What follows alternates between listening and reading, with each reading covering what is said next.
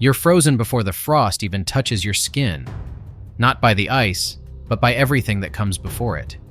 The emptiness, the silence, the laws of survival that you didn't even know existed. Do you think surviving 24 hours in the coldest inhabited place on Earth is about enduring the temperature? It's not. It begins the moment you open your eyes. Breakfast is a handful of frozen bread or dry porridge, eaten before the sun rises, if it even rises at all. Your bed is a thin mattress atop a wooden frame, the fibers stiff and unwelcoming, while the walls of your tiny house groan under the weight of frost. Your breath hangs in the air as a misty cloud that vanishes only to return. Sleep lasts maybe 4 or 5 hours if you're lucky, and even then, it's punctuated by shivers that feel like tiny hammers striking your bones. Dressing for the day is an exercise in layering and restraint. Every piece of clothing is weighted, stuffed, insulated, not for comfort, but for survival. Your gloves are thick, your boots insulated to extreme measures, yet your fingers and toes remain on the edge of numbness. Stepping outside is like walking into another planet. Minus 71 degrees Celsius hits before your body does. Your skin burns as though each cell has been ignited. Eyelashes freeze together. Breath crystallizes instantly. The village is quiet, a frozen silence broken only by the wind that pierces through gaps in wooden walls and frozen shutters. Walking 20 meters outside feels like a marathon across a frozen desert. Snow crunches beneath your boots, each step a reminder of gravity, resistance, and endurance. Even the simplest tasks, fetching water, chopping firewood, or feeding animals, become monumental. Hands that are frozen stiff fail to grip the axe. Lips crack under the dry wind. Meals are minimal. The locals chew dried fish or frozen meat. Water comes in blocks of ice that must be chipped apart with tools. Heat is not guaranteed. Wood is scarce, and stoves are stoked only enough to prevent frostbite. Your face, exposed even for a moment, stings as if licked by fire. Survival depends not just on resisting the cold, but on conserving energy, regulating every breath, every movement. Communication is clipped. Voices are muffled beneath scarves and hats. Conversations are measured because speaking too long exhausts warmth. People move slowly, deliberately, like shadows gliding across white landscapes. Every action is calculated. Even blinking too long lets frost catch eyelashes. The wind carries no mercy, no warning. By midday, you're aware of the physiological toll. Fingers tingle, then lose sensation. Your nose aches, your cheeks burn. Your lungs strain against the frozen air. Every inhale feels like shards of glass scraping your throat. Muscles tighten uncontrollably. The body shivers violently to produce heat, but it's never enough. The cold isn't just outside, it's inside, creeping through bones, organs, and thoughts. Hours pass in a loop of frost and caution. Movement is constant because stillness invites numbness and frostbite. But movement is exhausting. Energy saps quickly, even as the body fights to maintain core temperature.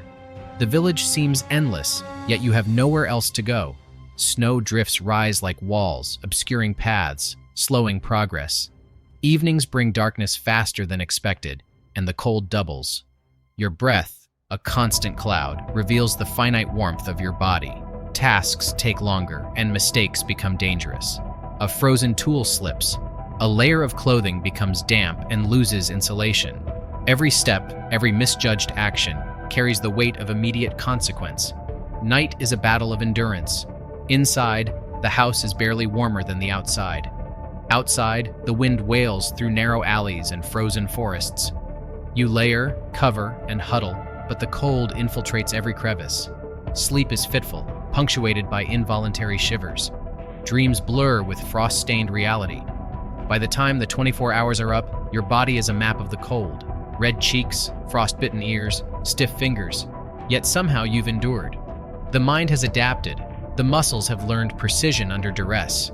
The lessons are simple but brutal. Movement, conservation, calculation.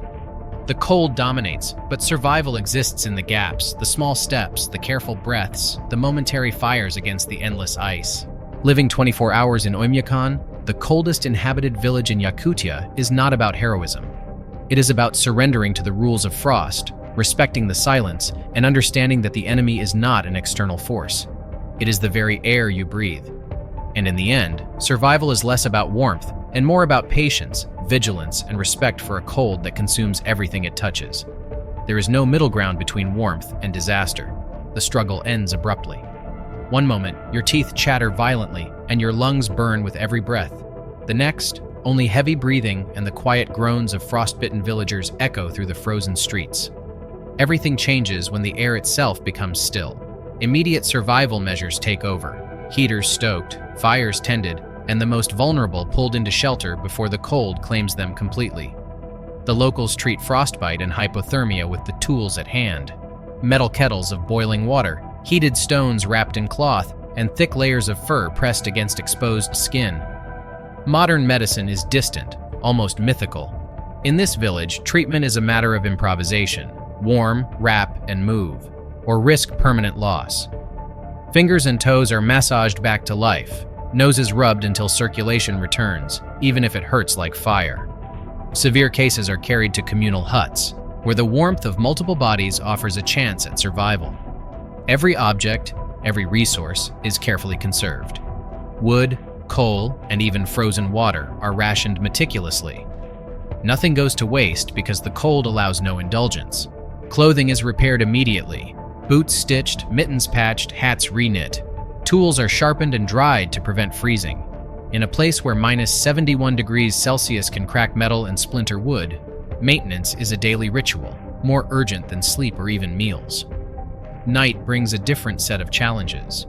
Darkness arrives quickly, swallowing the landscape in black frost. Silence reigns. Talking is kept to a minimum because sound travels with the wind, and a careless shout can chill a passerby to the bone. Families huddle close, sharing body heat, recounting stories in hushed tones to preserve warmth. Fires are kept small, tended with care. Too large a flame risks drawing the wind and snow into the hut. Many will not see the dawn unscathed. Hypothermia and frostbite take lives silently, often before anyone realizes it. Those who survive the night awake to a landscape sculpted by ice, their own bodies battered by cold. Limbs are stiff, faces cracked and raw, lungs still burning from the frozen air. The village records nothing officially.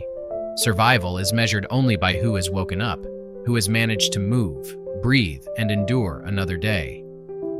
Small acts become monumental achievements. Carrying a bucket of water across the frozen river, chopping wood for the stove, even stepping outside to feed animals is counted as a victory. Children are bundled in layers of furs, faces covered, eyes wide and frightened, learning early that every breath and every step is an act of courage. By morning, the cold has claimed its toll, and the village begins again. Fires stoked, meals prepared from frozen stores, clothing repaired and layered, bodies massaged back to function. There is no ceremony, no fanfare, only survival. The day's casualties are measured not in numbers, but in frostbite lost to digits, muscles stiffened beyond repair, and the constant quiet understanding that -71 degrees Celsius is indiscriminate. Life in Oymyakon is a constant ledger of endurance. Every movement, every breath, every task is accounted for in invisible math. Energy spent versus energy preserved. Warmth gained versus warmth lost. Survival is not heroic. It is methodical, brutal, and absolute. Tomorrow promises more cold, more labor, more vigilance. The village does not stop, the wind does not relent, and the frost does not forgive. By the end of 24 hours, you are a living map of survival. Red cheeks, raw skin, stiff fingers, and lungs still recovering from the frozen air. Every step outside is measured. Every task is calculated. Every breath a reminder that the cold is omnipresent. The individual matters little. What matters is the adherence to routine, the respect for the elements, and the endurance of the human body pushed to its limits.